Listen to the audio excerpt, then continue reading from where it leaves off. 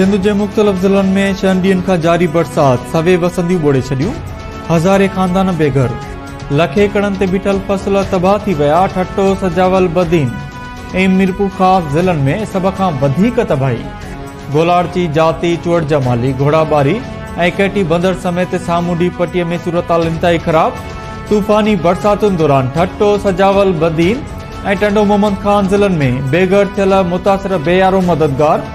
हैदराबाद, टंडो लहर ऐं मीरपुर ख़ास जे बि रोडनि ते वेठल मुतासिर बार जा मुंतज़िर।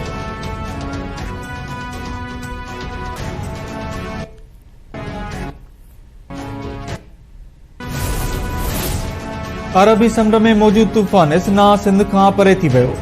सूबे जे साहिली पट्टी ते तूफ़ान जा असर बरक़रार। कराची जे मुख़्तलिफ़ इलाइक़नि में वक़फ़े वक़फ़े सां तेज़ बरसात। शहर में वण किरण जे वाक़िअनि में 3 ॼणा हयाती विञाए वेठा।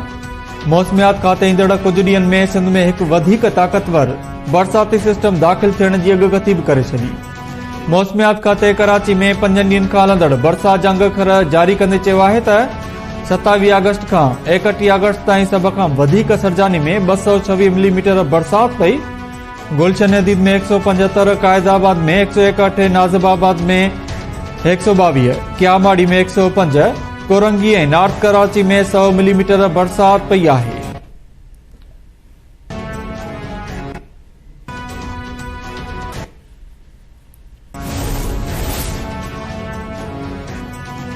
बदीन जिले में 6 ॾींहं बि बरसात। तालके शहीद फाज़िल राहू जूं 14 यूनियन काउंसिल्स ॿुॾी वियूं।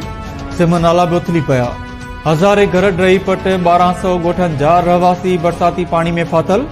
ॻोठनि में खाद खुराक ख़त्म थियण सबबि अक्सर रहवासी बुखू काटण ते मजबूर। चूंडियल नुमाइंदा गायब।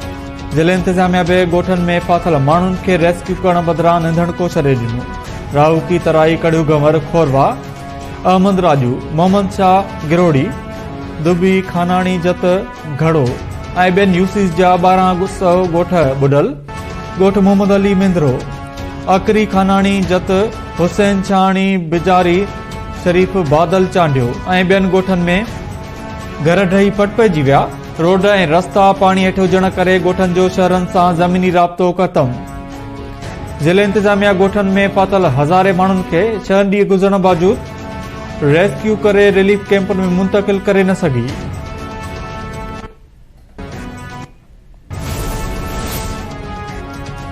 ठट्टे ऐं सजावल ज़िलनि में तेज़ बरसातुनि खां पोइ पाणी जे वहकरनि केतिराई ॻोठ ॿोड़े छॾिया। घोड़ाबारी में तेज़ बरसातुनि खां पोइ ॻोठ गुलाम मोहम्मद नोहाणी मुकमिल तौर ते पाणी हेठि केतिराई घर ढही पट पइजी विया। वड़शहर जी सूरताल बि इंतहाई ख़राब। रोड रस्तनि ते गोॾे जेॾो पाणी बीठल। बनूए भर पासे में तेज़ बरसातुनि सबबि तबाही। केतिराई कचा घर ढही पट पइजी विया। सवे एकड़नि ते बीठल फसल लुड़ी वियो।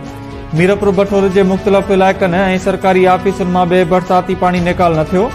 एरीगेशन कॉलोनी, मंगड़ार पाड़े ऐं मेघवाड़ पाड़े में तलाउ जी सूरत में पाणी बीठल। दड़ो में बरसात खां पोइ शहर जे 4 ॾींहनि खां बिजली बंद। पाणी जो बहरान पैदा थी वियो।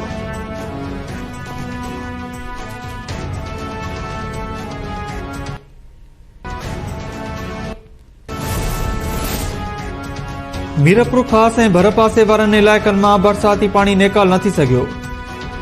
LBOD जे समूर नालनि में चाड़।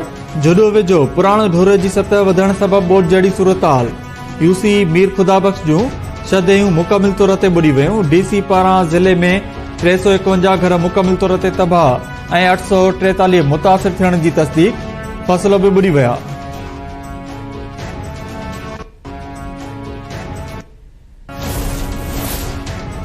टंडो मोहम्मद खान ऐं भर पासे वारनि इलाइक़नि में बरसात खां पोइ आम ज़िंदगी मफ़लूज बणियल। इंतिज़ामिया 6 ॾींहं गुज़रण बावजूद पाणी निकाल करण में नाकाम। मुख़्तलिफ़ इलाइक़नि जे घरनि, रोड रस्तनि ते पाणी बीठल हुअण सबबि रहवासी छतनि ते पनाह वठण ते मजबूर। टंडो लहर जे बाराड़ी में बरसात सबबि तबाही। 50 खां वधीक ॻोठ पाणी हेठि। मुतासिर ॻोठ ॿुॾी वञण सबबि रोडनि ते झूपड़ियूं अॾे वेठल। मुतासिरनि जो खाद खुराक जो सामान बि पाणी में हुअण सबबि मुतासिर लंघड़ काटण ते मजबूर। बलोचिस्तान में भी बरसातुनि सबबि हर पासे तबाही। सवे ॻोठ पाणी हेठि। हज़ारे घर ढही पट पइजी विया। ओस्ता मोहम्मद, झलमक्सी, सिबी, सोबतपुर, डेरा मुराद जमाली ऐं ॿियनि इलाइक़नि में ॿोॾि जहिड़ी सूरताल। पानी जे तेज़ वहकरनि में 3 गाॾियूं बि लुड़ी वयूं। माण्हुनि खे बचाए वियो। बोट जे वहकरे सबबि हरनाई कोयटिया रोड बि ट्रैफ़िक लाइ बंदि।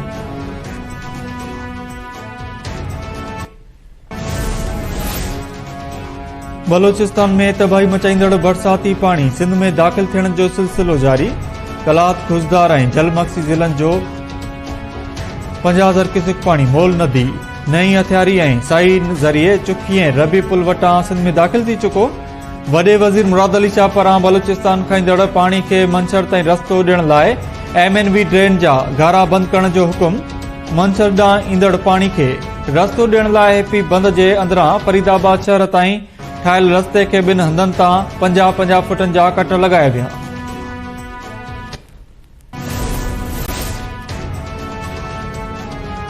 मंछर ढंढ में पाणी जी सतह वधण खां पोइ केतिरनि ई ॻोठनि जो झांगारा ऐं सेवण सां ज़मीनी राब्तो काटा। UC झांगारा, UC शाह हसन ऐं UC शनी जे ॻोठ ईसो खान नोहणी, ॻोठ कोट बारोच, ॻोठ टहणी, ॻोठ नगावल समेत ॿियनि ॻोठनि जो झांगारा ऐं सेवण सां राब्तो कटिजी वियो। पाणी में फाथल ॻोठाणनि पारां ॿेड़ियूं फराहम करण जो मुतालबो।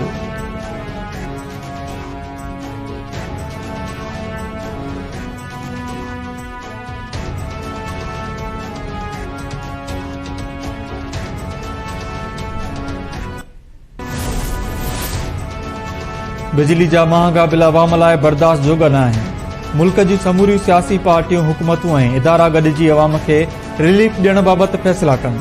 अॻूणे वज़ीर आज़म मोहम्मद नवाज़ शरीफ़ जो पार्टी जे अहम मुशावरती इजलास खे ख़िताब। नवाज़ शरीफ़ चयो आहे त PTI जे आंदल तबाही, महांगाई ऐं ॻरा बिल खणी आई। हाणे संदन सलाहियतुनि जो इम्तिहान आहे त ॾुखियुनि हालतुनि में अवाम खे कीअं रिलीफ ॾिनो वञे, मुल्क खे डिफॉल्ट मां निजात ॾियारे। हाणे मुल्क खे डिफॉल्ट खां बचाइण जीअं अवाम खे डिफॉल्ट खां बचाइण बि वॾो इम्तिहान आहे।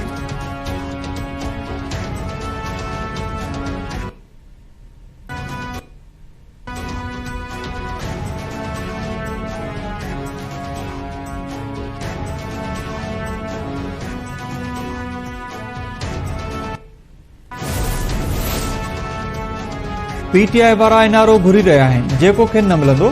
PTI बानी बि 5 स्टार जेल में तरसियल आहे। नून लीग जे इजलास खां पोइ मीडिया खे ब्रीफिंग ॾींदे वफ़ाक़ी वज़ीर एहसन इक़बाल चयो आहे त 9 मई साने ते माफ़ी वठण ताईं PTI सां ॻाल्हियूं न थींदियूं। PTI बानी खे बि बेगुनाही साबित करे रसीदूं ॾेखारणियूं पवंदियूं।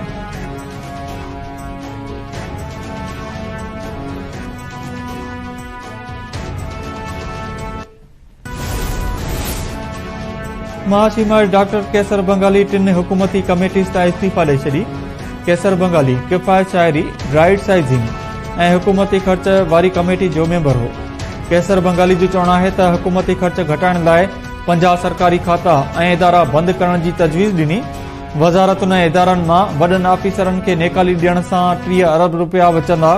हुकूमत 17 खां 22 ग्रेड जे ऑफिसरनि खे बचाए नंढा मुलाज़िम कढी रही आहे। तजवीज़ुनि जे उबतड़ कमु कयो पियो वञे।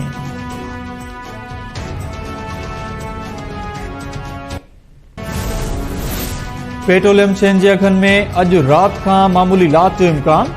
ज़रनि मूजिबि पेट्रोल जी क़ीमत में 3 रुपया ऐं हाई स्पीड जी क़ीमत में 2 रुपया 50 पैसा फ़ी लीटर घटिताई जो इम्कान आहे। 1 सेप्टेम्बर खां गासलेट जी क़ीमत में 1 रुपयो 50 पैसा फ़ी लीटर लात ईंदी। लाइट डीज़ल 2 रुपया फ़ी लीटर सस्तो थियण जो इम्कान।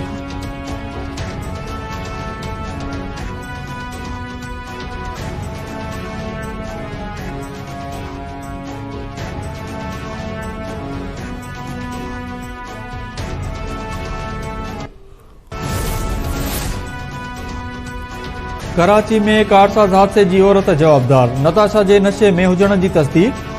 नताशा दानिश ख़िलाफ़ वधीक हिकु केस दाख़िल।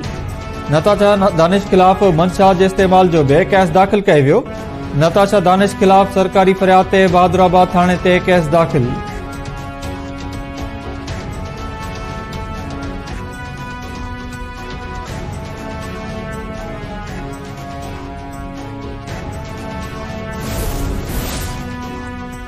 कराची एयरपोर्ट ते FI इमिग्रेशन टीम जी कार्रवाई। जाली दस्तावेज़नि ते अबूज़ाबी खां आयल मुसाफ़िर गिरफ़्तार। FI तर्जुमान मूजिबि कसूरवासी मोहम्मद ख़ालिद खे गिरफ़्तार कयो आहे। संदसि पासपोर्ट ते अमरीका जे जाली वीज़ा लॻल आहे। जवाबदार यूएई में रहंदड़ संदीप नाले इंजन खां जाली वीज़ा हासिल कई हुई।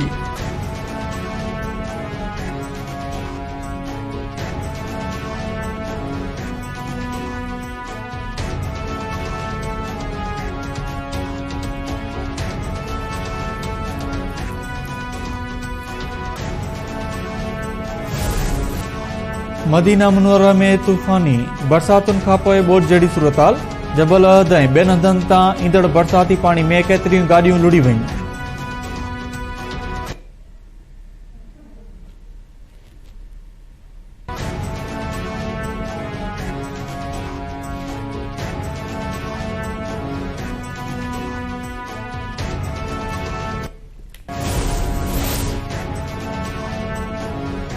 बांग्लादेशी टीम तां पहिरीं टेस्ट मैच हाराईंदड़ पाकिस्तानी टीम जा ॿी टेस्ट मैच में बि साॻिया प्रकार। क़ौमी टीम ॿी मैच जी पहिरीं इनिंग्स में 274 रन्स ते ढेर थी वई। साइम अयूब 58, शान मसूद 57 ऐं सलमान अली आगाह 54 रन्स ठाहे निमाया रहिया। बांग्लादेशी स्पिनर मेहदी हसन पाकिस्तान जे पंज रांदीगरनि खे पवलियन जो रस्तो ॾेखारियो।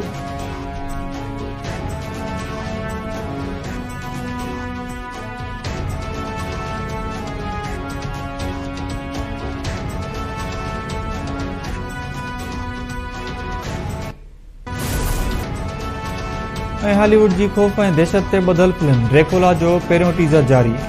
फिल्म ईंदड़ साल अमेरिका समेत मुख़्तलिफ़ मुल्कनि में रिलीज़ कई वेंदी।